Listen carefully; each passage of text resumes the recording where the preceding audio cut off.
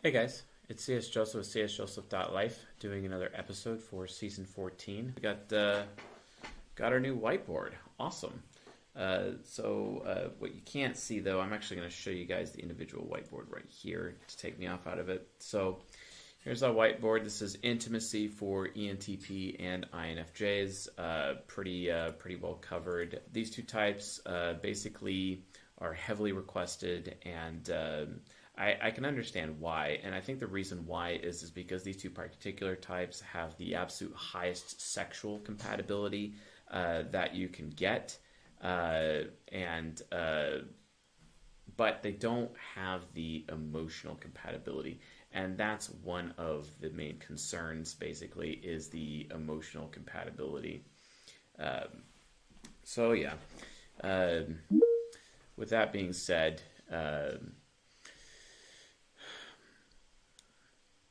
There are some challenges. There's a lot of challenges that these two types have from a relationship standpoint. And I have been in this particular relationship before as an ENTP, and I will be sharing some experiences from that relationship, some of the bad and some of the good, just as an example to the audience as to how to navigate these kinds of relationships. Now, remember, they're not your golden pair. This is not your silver pair. This is not even your bronze pair.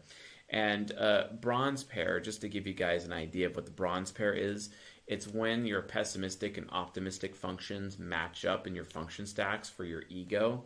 So, for example, an ENTJ, right?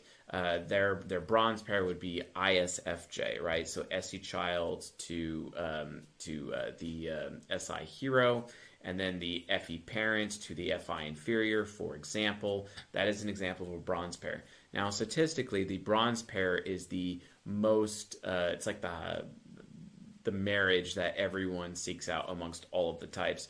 Now, when I did season 12 to kind of explain compatibility, and if you guys haven't seen season 12 as a playlist yet, I highly recommend that you do. But from a season 12 point of view, we've gotten to a point where we understand how compatibility works. We understand that, sure, there's golden pairs, there's silver pairs, but still, when you're looking at quadra-based compatibility, which is where golden, silver, and bronze comes from through quadra pairs, like, for example, as an ENTP, the golden pair is INTJ. The silver pair is ENTJ because they're still an NTJ. But then the bronze pair would effectively be ISFP because, again, FI hero matches the FE child. You have SE parent matching the SI inferior because you want optimistic functions with optimistic. You want pessimistic functions with pessimistic. If you don't know what those terms mean, I highly recommend, as a companion to this particular lecture, watch your types and the types that you're compatible with in season 12 playlist on the YouTube channel, but also watch season 5. Season 5 talks about cognitive synchronicity, and cognitive synchronicity is basically where the theory of compatibility comes from. Now, cognitive synchronicity dictates that an extroverted function is seeking an introverted function. It's like it's seeking the signal that's being broadcast from or being the extroverted function is able to tune in to the signal provided by the introverted function. The introverted function is like that lighthouse that extroverted function is trying to get to, basically, or trying to eat the introverted function. And that's basically how that works, mechanically, at least mentally speaking. And this is also talked about in season 1. I think it's episode 11. We talk about Mr. Radiohead, about how the central nervous system is like a radio transceiver, sending and receiving signals all of the time, based on our brains, etc. And we're able to utilize the cognitive functions as cognitive spectra to tune in to certain radio frequencies and whatnot. Please also watch that episode. I believe it's season 1, episode 11, as a companion episode to this, and season 5, all of season 5 for cognitive synchronicity. And then also whichever your corresponding lecture is for your type within season 12. That should give you all of the background information to completely understand the concepts talked about here within this particular lecture. Now, obviously, ENTPs, their starter type communication style, which is informative, initiating movement. They're extroverted. They're all about process, all about keeping things going. They're a starter type. They have a hard time finishing things. Whereas the communication style of the INFJ, aka the Paladin, whereas we're talking about this is like the Rogue and the Paladin together in a relationship. The Paladin type with their fiery sword of truth, whereas the Rogue has those icy daggers, etc. The fiery sword of truth within the Paladin basically exists to, they're very direct, they're very responding, they're very movement oriented. Although their temperaments are very different, and this is where you're actually combining an NT with an NF. An NF is an idealist, basically. They're very idealistic as a result, and they're all about doing the right thing, very affiliative. They're not so into pragmatism, which is what the ENTP Rogue is all about. And pragmatism is doing what works and not necessarily the right thing. Although it's funny, oftentimes people who are affiliative, when they're trying to do the right thing, isn't actually really the right thing, when in reality the pragmatic approach is the right thing. So no human being really has it. And I often maintain, especially as an ENTP, which is in the context of this relationship, when an ENTP is in a relationship with an affiliative type, the affiliative type has this issue where they maintain this authoritarian point of view. It's like, well, because I'm aware of what the right thing is, that means I have power over you, or I have decision-making power over you in this relationship, because obviously I know more about things socially than you do, right? Which is obviously just absolutely crushing to extroverted feeling child as an ENTP, as a Rogue. That doesn't exactly help, right? And oftentimes INFJs even can get very judgmental in this regard, especially with TI child God complex. It's not exactly something that's appropriate, right?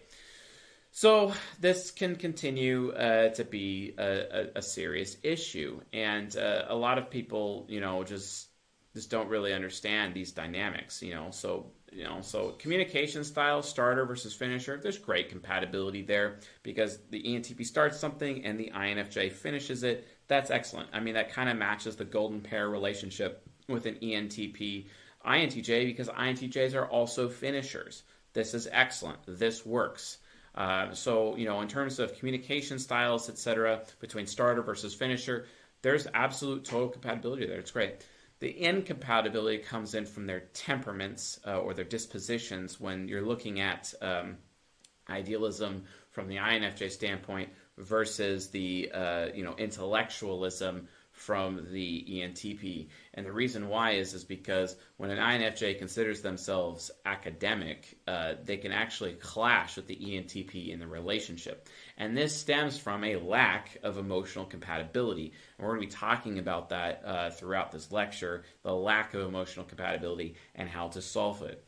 Now, yes, I've talked about golden, silver, and bronze pairs, which are, and then there's the fourth place pair, which is known as the superego relationship amongst, your golden quadra, basically. So for an ENTP, what is the golden quadra? So if you're a crusader type, your golden quadra is the wayfarer quadra, which is basically SFP NTJ quadra. That's where SFPs and NTJs are.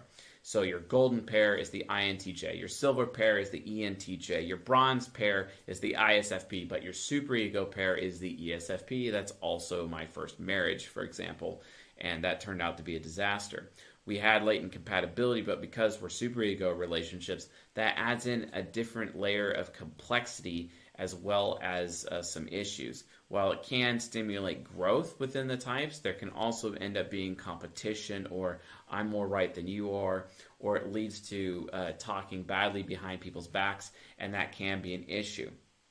Now, if you look at the silver quadra for ENTPs, that would basically be the other quadra that has extroverted sensing. And silver quadra, that's where you have the Templars, and that is STP plus NFJ quadra, essentially the Templar types, STP, NFJ quadra.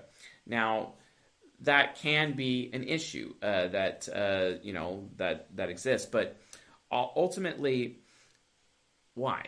It's because there's no extroverted thinking available in the egos of STP, NFJ quadra. And there's another nugget in there. They're all interest-based. See, this is where it can get a little difficult for an ENTP because an ENTP is very systematic, but it also can get very problematic for the INFJ as well within this particular relationship. But imagining an ENTP in a relationship with a Templar, this can be an issue because the Templar type could actually manipulate the ENTP. And it's like, well, wait a minute. I thought you said the ENTP is potentially the most manipulative of all the types.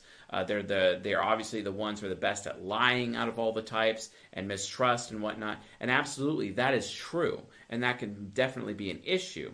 However, the problem is within that particular situation is that the interest-based type is very aware of what they can get out of a situation, and they're always trying to seek the win-win, or at least guarantee that they themselves always have a win, whereas the ENTP is focused, systematically speaking, because they are triple systematic. They are always loyal to or focused to getting the best result or the best way of doing things or the best method every single time, which means for the sake of doing the best way of doing something, the ENTP is willing to take a lose in a win-win situation or a win-lose situation, which can lead the interest-based type to taking advantage of them.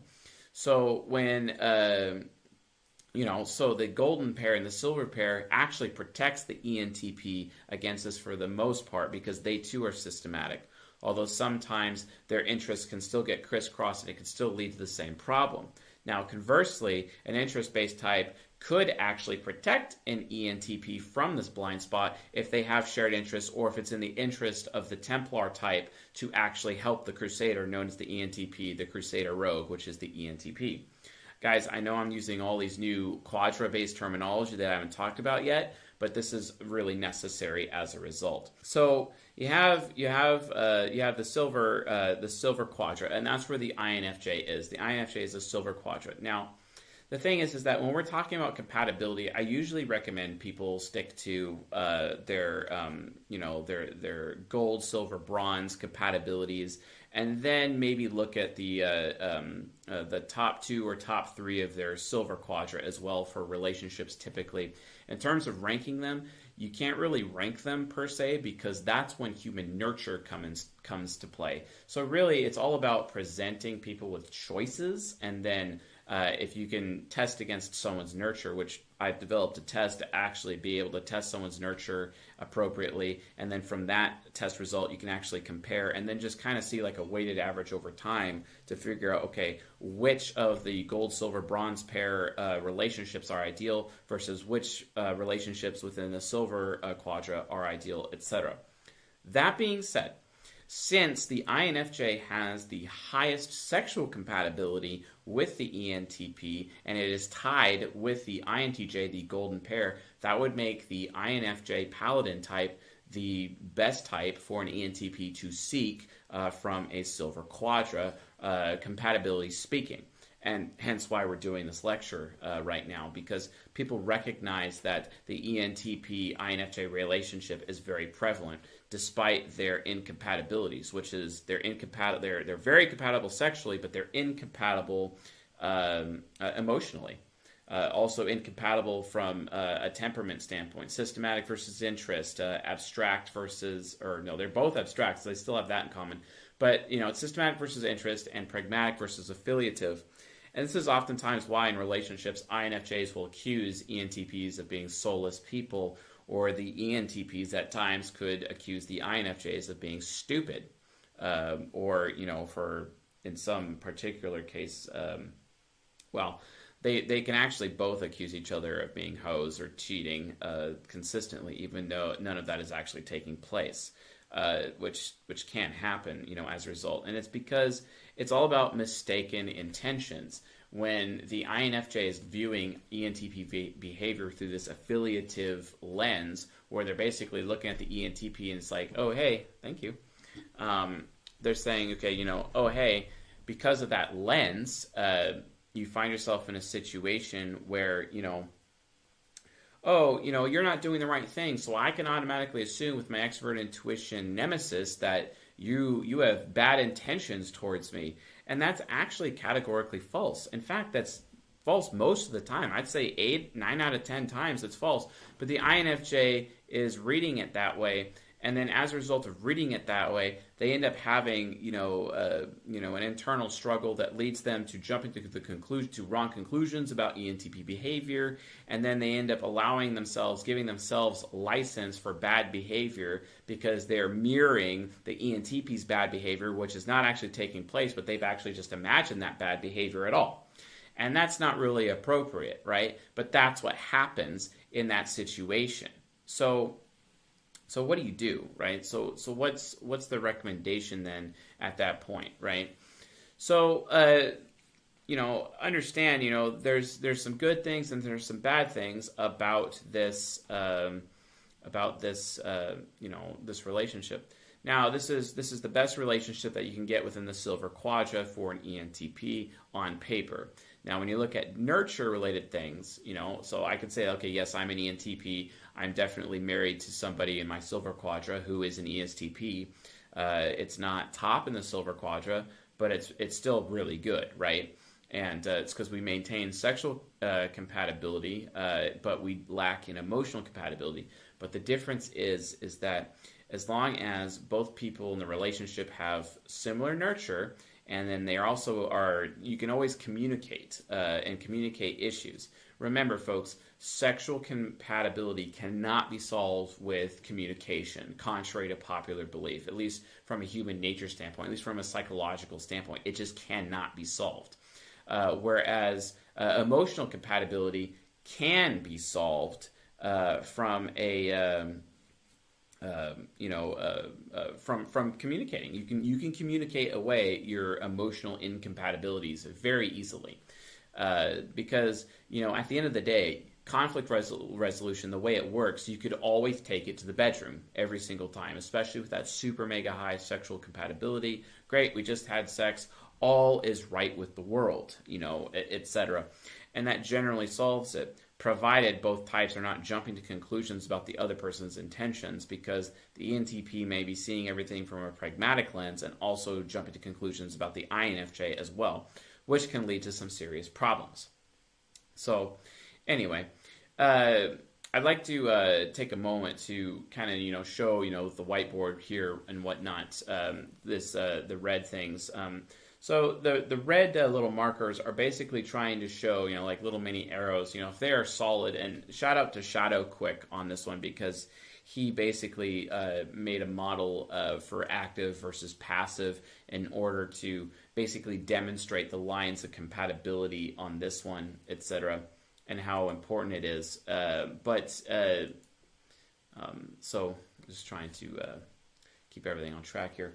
But basically, if you can look at the very top, extrovert intuition is trying to find introvert intuition. It's because the ENTP is always trying to give the INFJ choices at all times.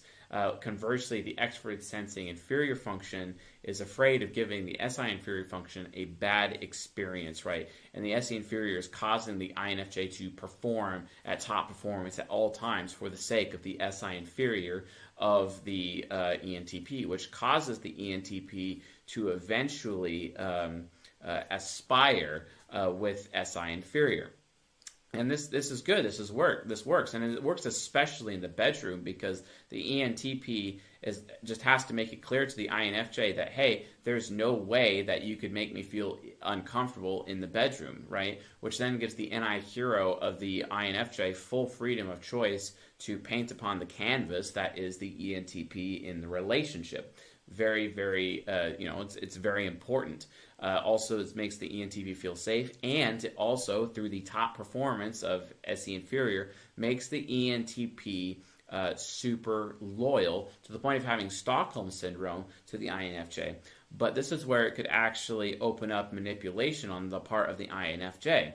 If their ENFP shadow is in play, the ENFP shadow could end up manipulating and trying to get its own interests filled, because the INFJ could be corrupt, and then as a result of that, take advantage of the loyalty of the ENTP, such that the ENTP has no idea it's taking a lose in a win-lose situation, and that leads the INFJ to getting all the benefit and none of the responsibility. The responsibility ends up on the side of the ENTP.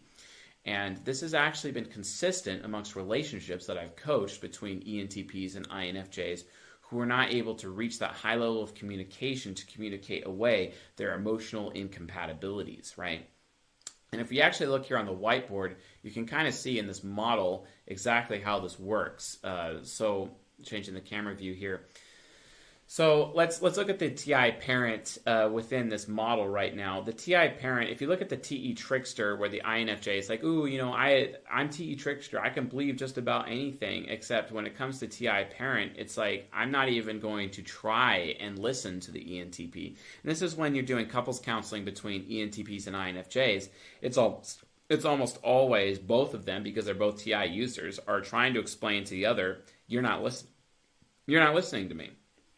And it's really hard, especially since TI child absolutely needs to be listened to, especially because if they're not, they're more at risk of having that TI child God complex, which leads to a lack of humility, which ends up causing them to think that everyone else is beneath them, even though they don't necessarily feel that way. But they honestly end up thinking that they're the most smartest person in the room, and their TE trickster starts expecting everybody else in the room to know what they're thinking, because obviously they're smarter than everybody else in the room.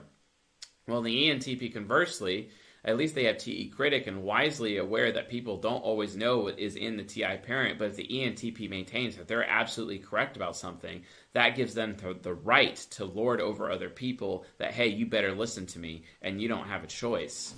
And that can be an issue, especially from a loyalty point of view with an ENTP. Thank you, Beauty. So just understand that can lead to some serious conflict within the relationship, and a lot of people are not even aware of this phenomenon. But it gets even worse when they're trying to compete emotional compatibility wise in terms of you're not listening to me, or no, you're not listening to me, and they're just trying to get each other to listen to each other. And we'll talk about how to solve that in a second. The other problem is something known as the extroverted feeling loop. Now, a lot of people talk about cognitive looping, at least according to Dave Superpowers, but Dave Superpowers' version of cognitive looping is that all he's talking about is an underdeveloped parent function that gets in between the hero function and the child function. What I'm talking about here is an extroverted feeling loop within the context of a relationship, where you have a relationship with two extroverted feeling users at the same time, and this can be a problem. The reason why is because who has the role of guilt? Because you have two people who are empathetic, you have two people who are trying to emotionally develop the other person, but it's falling on deaf ears. It's like the INFJ, who exists to improve other people, realizes that it's impossible for them to create a positive improvement and self-growth within the ENTP. Because the INFJ's version of improving other people is to cause other people to be either as selfless as they are, or cause them to become even more selfless than they are themselves, such as an ENFP, their golden pair. The INFJ is basically treating the ENTP by default as their golden pair. It's as if the INFJ can't accept that the ENTP is an ENTP, and they're trying to project this layer of, you're an ENFP, you're just a really, really broken ENFP, and because of that, how is it possible that I'm not able to emotionally develop you? And then their TI child God complex gets in the way, and it's like, ow, crap, I guess I wasn't able to do that, or there must be something really wrong with this person. And then the INFJ ends up judging the ENTP for it. And then the ENTP ends up getting this attitude of, well, if I'm going to do the time, I may as well do the crime, and then the relationship crumbles, right? Or it gets even worse. The INFJ ends up starting to feel worthless all the time. And then when the ENTP is trying to look for some kind of positive feedback from the INFJ and asking the INFJ, well, did I do something wrong? Are you okay? Are you mad at me? It makes the INFJ feel guilty instead of the INFJ willing to be, it causes the INFJ to be subjective instead of be willing to be objective and say, hey, actually, no, you didn't do anything wrong. You're cool. I'm good, But the ENTP, in as much as the INFJ, needs to check. So what this causes is an extroverted feeling loop, where there is guilt. And in order to have a good, successful relationship with an INFJ versus an ENTP within this, in terms of emotional compatibility, here's what needs to happen. The burden of listening is much higher on the ENTP because they have TE critic, because at least they're able to listen in some capacity. The TE critic is able to listen to the TI child, right?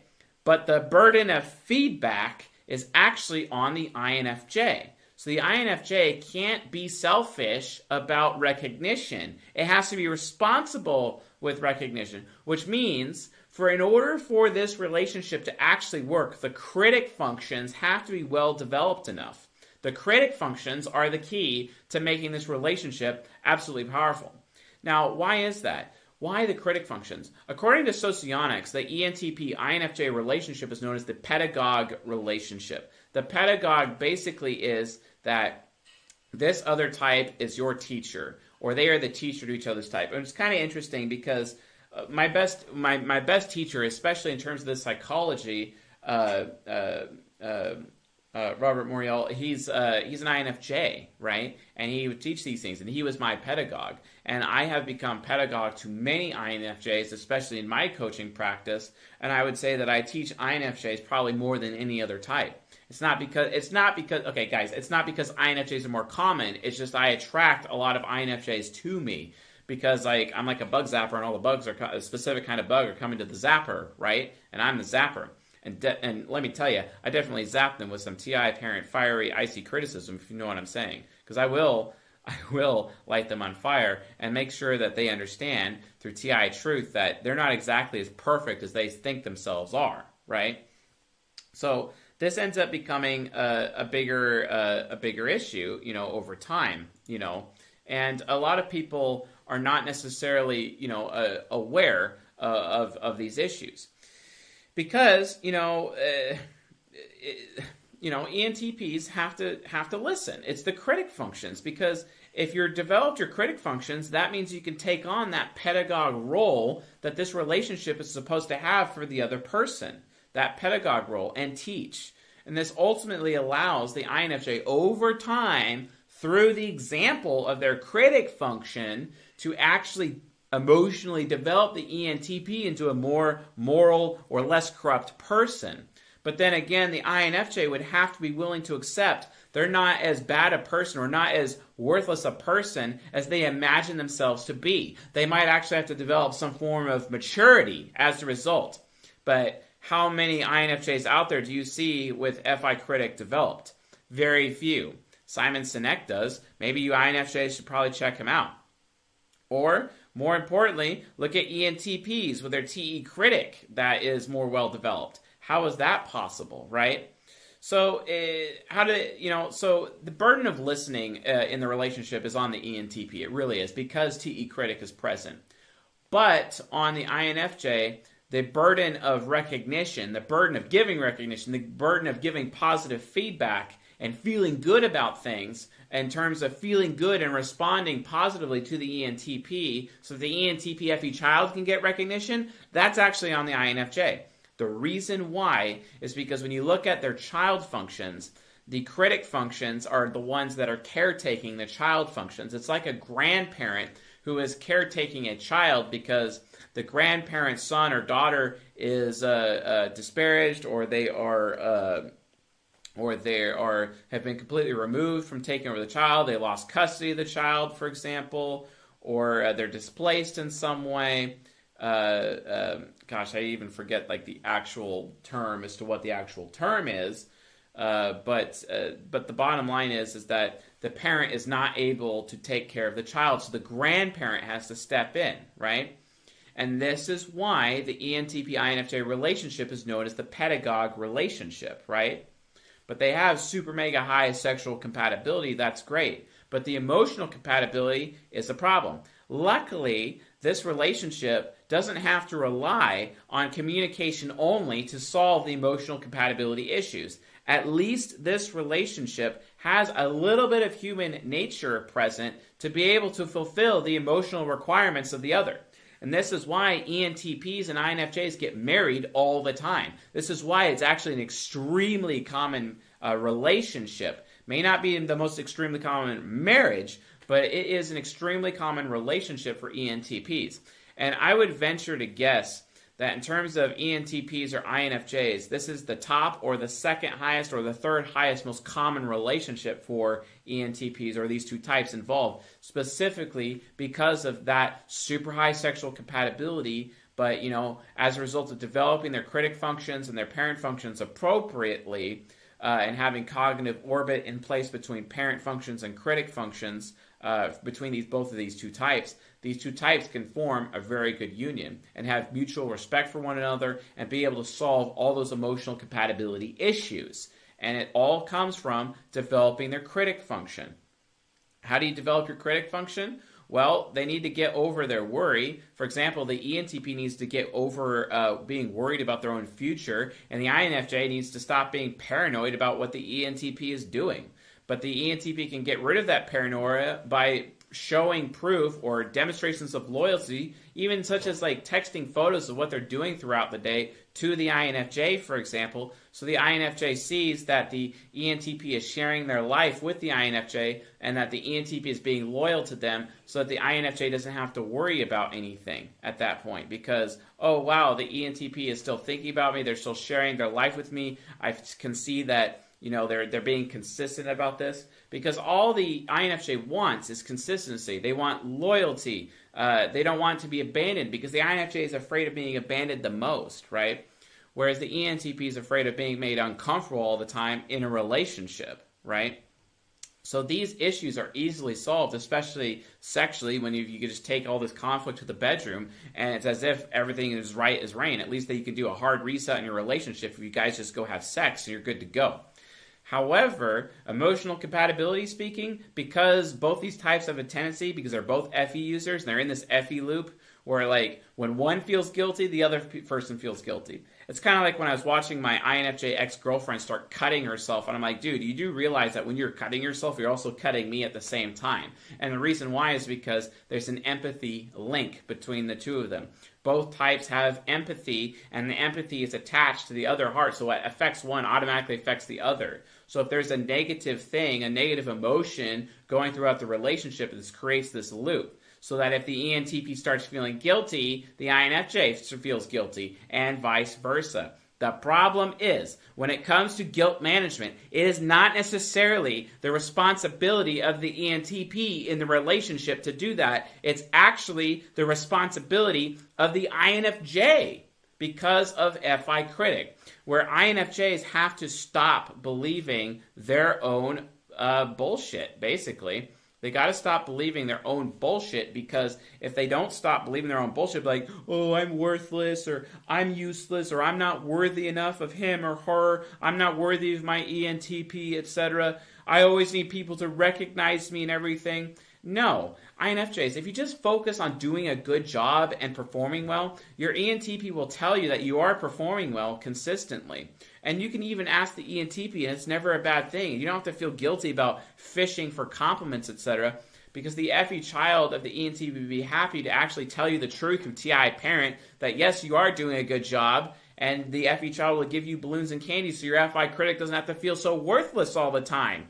But for some reason, you end up having this TI child God complex and lacking in humility sometimes, and thinking that you actually, could be a lot better than you actually are, which is actually a lie.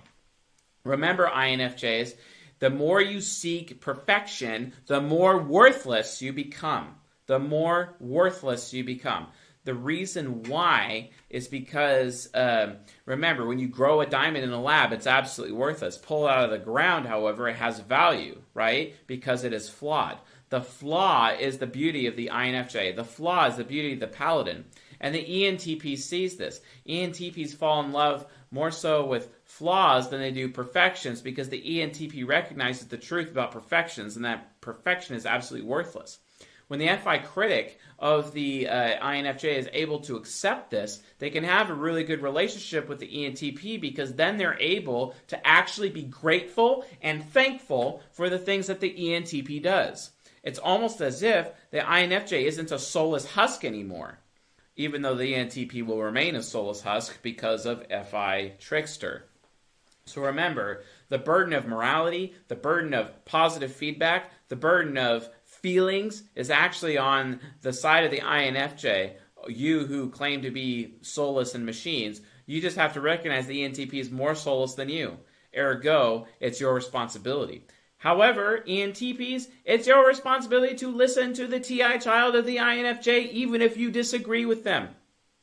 It's your responsibility. You have to listen to them. And you know what? The more you're patient and patiently listening to your INFJ, you might actually learn something. They are your pedagogue type after all. Maybe you should be patient enough to actually listen to them and give them a voice instead of trying to steamroll them with yours. It's especially hard for INFJs because you're all informative ENTPs like I am, talking at 100 miles an hour, thinking that the TE trickster of the INFJ is going to be able to pick up and understand anything you say. That's not true. Now, granted, both types need to listen to each other, but the burden of listening is more so on the ENTP than it is the INFJ. And this is very important. A lot of people don't get this. A lot of people don't even consider this a thing, right? So, again, in order to solve this logic loop and the empathy loop, recognize what your responsibilities are within the sake of this relationship. I do not tell ENTPs and INFJs to break up when they come to me for coaching unless, of course, one stops listening to the other or one stops sharing their feelings with the other, basically. If the INFJ is unwilling to give positive feedback for the ENTP's accomplishments and achievements because they're so focused on trying to have their own achievements, so focused on selfishly, being like, hey, look at me, I did this great thing, tell me you feel good about that. I'm trying to extract that recognition from that ENTP that they just can't get. I mean, seriously, look at this diagram right here. The FI trickster, it's got these little dots coming from the FE parent. The FE parent is like, trying to find that broadcast from the FI trickster, and the FI trickster is just like, nope, not interested. I ain't broadcasting any morality. It's not going to happen. The FE parent just gets upset. But the FI critic is broadcasting a little bit of morality for the FE child to pick up. Wait a minute. That's why it is the responsibility of an INFJ to give more recognition to the ENTP and humble themselves and give more recognition to the ENTP than seek it themselves. When an INFJ could stop trying to compete with other people for the opportunity to contribute, they will have a better relationship with an ENTP. It's absolutely required. Conversely, an ENTP needs to allow the INFJ to provide input. It needs to, and they need to be providing input to the INFJ through TE Critic, but they need to be listening to the INFJ with their TE Critic as well. So there's still a bunch of things that need to happen. Now, if the ENTP is committed to listening to the INFJ, even if the ENTP disagrees with the INFJ, and the INFJ is committed to providing positive feedback for the good works and the good things that the ENTP does, most of the time, great. The emotional compatibility issue is basically solved at that point. It's basically completely solved. And then they can benefit from the super mega high sexual compatibility that they have within their relationship, and they're off to the races, and they can have a fantastic relationship, fantastic marriage, and handle parenting and the like. And this is one of my most highly recommended relationships for ENTPs. Provided the ENTP is not wearing a mask all the time, and provided the INFJ is not being corrupt. The INFJ will have to get the losers out of their life in order to make sure that they are mirroring people properly. So let's talk about that. The mirror. INFJs are mirrors, and INFJs often use the excuse, well, if you're behaving badly, that gives me license to behave badly. Oftentimes, Templar types like INFJs, they have this attitude where it's like, well, I'm here to build up righteousness. I'm going to make you into a righteous person. I'm here to bring you as someone who has super high character, right? Someone of high moral fiber is what the Templars are trying to do. Good luck doing that to an ENTP. Good luck doing that to the rogue. The rogue is eventually going to turn into a knight as they continue their hero's journey of life, hashtag Joseph Campbell, when the rogue is becoming the ISFJ knight through developing their subconscious, basically. And that's great. And they're all about duty and honor and justice, but it has nothing to do with morality, right? Whereas the INFJ is different. They're trying to seek out righteousness from their Templar point of view, whereas the Crusader desire for justice and fairness is present within the ENTP. The INFJ Templar type is seeking righteousness and trying to seek out good character and strength of character and integrity in other people. The thing is, though, INFJs often allow themselves to not have integrity. Because it's like, oh, okay, I could be irresponsible so long as everybody else is. As long as I don't judge anyone for being irresponsible, I can be irresponsible myself. Well, that's typically the view of STPs, but NFJs, that can happen too when they're really corrupt. And it really comes from FE parent not being well developed in the INFJ. That can be a problem. But then again, that's and that's their virtue and vice. When the FE parent is not working, well, then you have a viceful INFJ who's very corrupt. They have losers in their life, and they're mirroring the losers. And it's like, well, as long as I'm not judging the losers in my life for being bad people, I can behave just as poorly as they can. Yay! Wow, that's effective. The ENTP can call out the INFJ for that corruption and burn that corruption away by cutting out the losers out of the INFJ's life. And maybe the INFJ would be a better person. Maybe the INFJ can actually accept that they really are really alone in this world for once. And their FE parent can be more responsible about choosing their friends. Conversely, the ENTP, with their virtue and vice, sincerity versus insincerity, and wearing that mask, the ENTP is wearing their mask, especially in the context of a relationship. They're being disloyal, and they're not living by truth. If the ENTP's TI parent is actually developed, the ENTP is living in truth. And because they're living in truth, they don't have to wear a mask anymore because they really honestly don't care how anyone thinks about them, which is what TE critic should be wisely doing. And only wisely managing the reputation when necessary. Because sometimes they could just default and backslide in their viceful ways of like, okay, yeah, I'm just going to wear a mask because if I just wear a mask, I don't have to actually be held responsible for anything. I don't necessarily have to live by truth anymore. I can just mix lies in with my truth and call it good. Yeah, that's effective. That's just going to cause a relationship to break apart. Not effective at all. Not something I would recommend either, right? So remember, it really comes down to when you're having this FE loop, this TI loop, etc., and the fact that there's both TI and FE in the ego, it really comes down to communication. Luckily, like I said before, human nature, that can be an issue, But, perception functions, it's perfect. It's going great. The ideal sexual compatibility, they could take it to the bedroom. Both of them can be sexually fulfilled. They're very happy in that area, and then they could work over time to develop that emotional compatibility with their critic functions as they're able to develop their own personal forms of wisdom, especially according to the content in Season 19, which is available to Patreon Gold Tier. That is available as well. But just make sure that you guys, are aware of that. This relationship is a very good relationship, and I highly recommend it to both of these types to consider. It's especially important. Just the INFJ has to stop feeling guilty if they're not able to always contribute to the ENTP, because that can cause an emotional drain to the ENTP. Whereas the ENTP needs to be willing to listen to the INFJ, even if the INFJ is incorrect, so that the INFJ can always feel like they have a voice, their thoughts are actually being valued by the ENTP, when the ENTP is barely able to put forth a sense of value for the INFJ because the INFJ has really no idea where they stand emotionally with the ENTP. Because the INFJ is at risk of accusing the ENTP, you never appreciate me. Well, the ENTP does appreciate them, but the ENTP is not able to show it because they have FI trickster.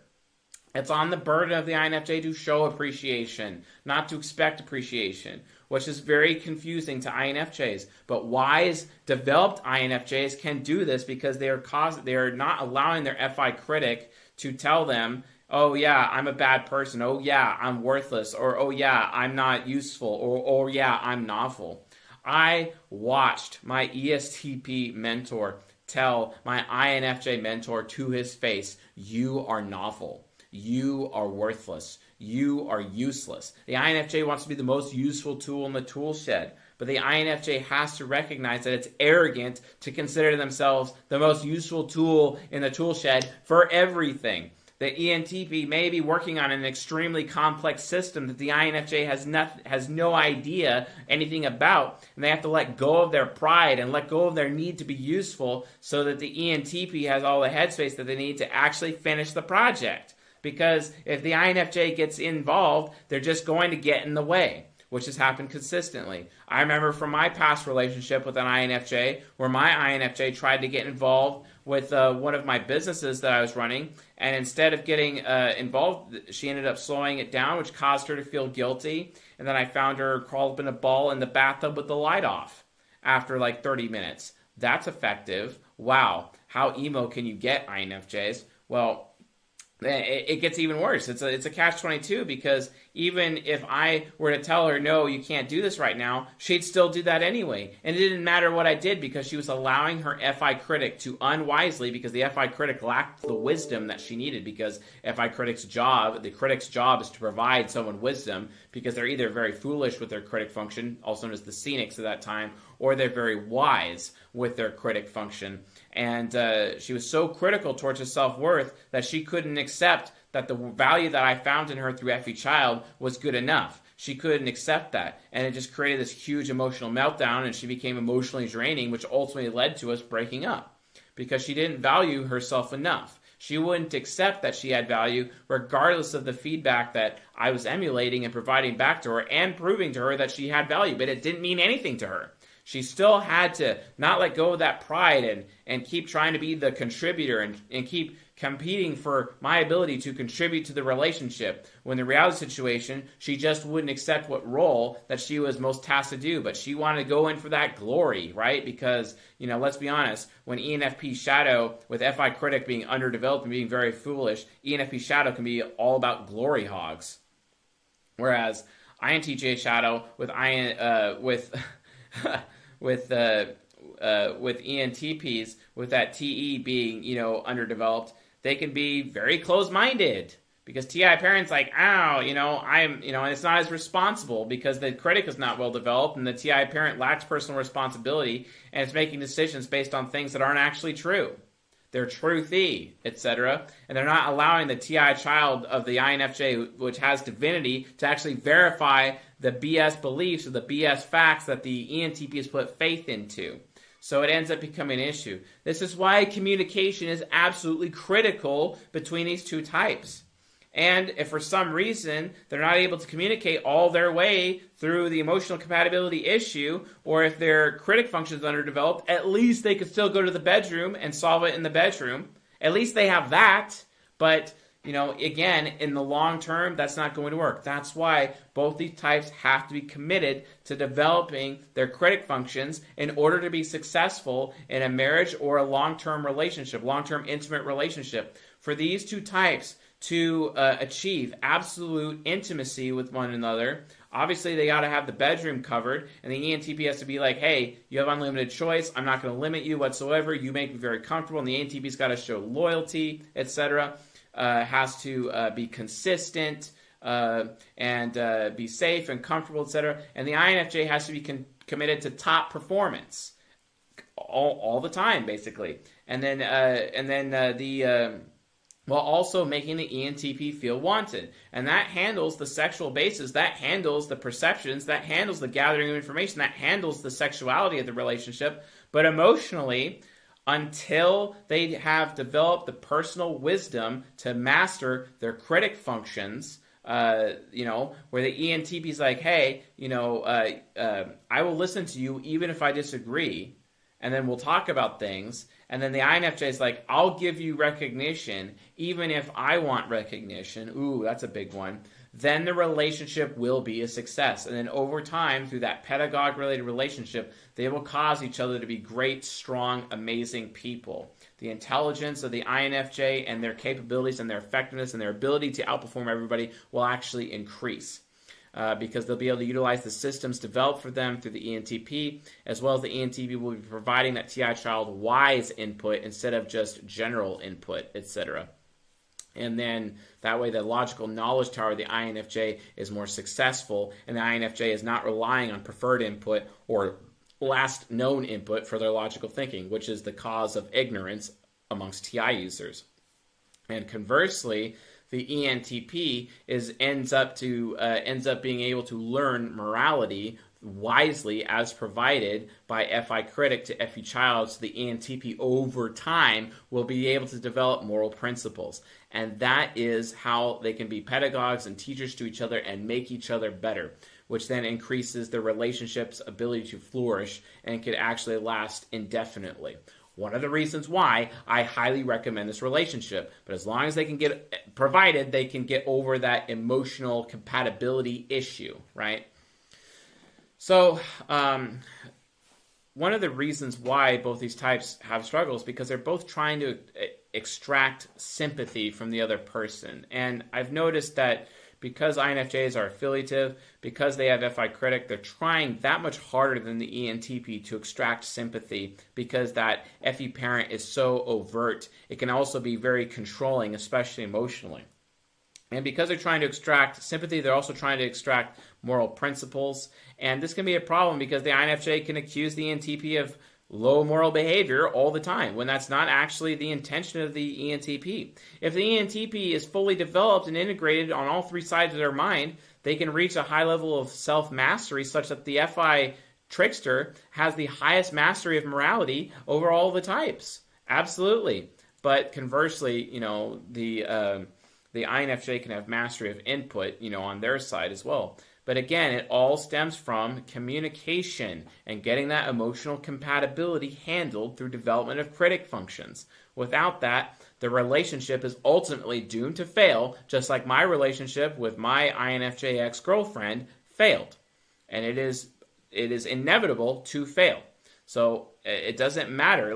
At least, yes, you can solve your problems in the bedroom, but only for a certain amount of time. If you're not devoting yourselves to understanding what your roles are with your critic functions, ultimately the relationship's going to fail. Conversely, if you are developing your critic functions and you are communicating and the sex is great and everything and it's all flowing in that direction, eventually you will end up having the most powerful relationship that you could have had as a result. And this literally becomes like, well, wait a minute, it's as good as a golden pair, etc. Yes, and potentially any relationship can be as good as a golden pair if both of you in the relationship are aware of each other, potentially know the psychology and your types, and know how each other works so that you guys can willfully and of your own will and utilize your humanity and your human nature to augment for the things that are missing, lead to a good communication, lead to a good bedroom scenario, and ultimately lead to a higher level of responsibility, humility, and maturity, leading to self-mastery finally,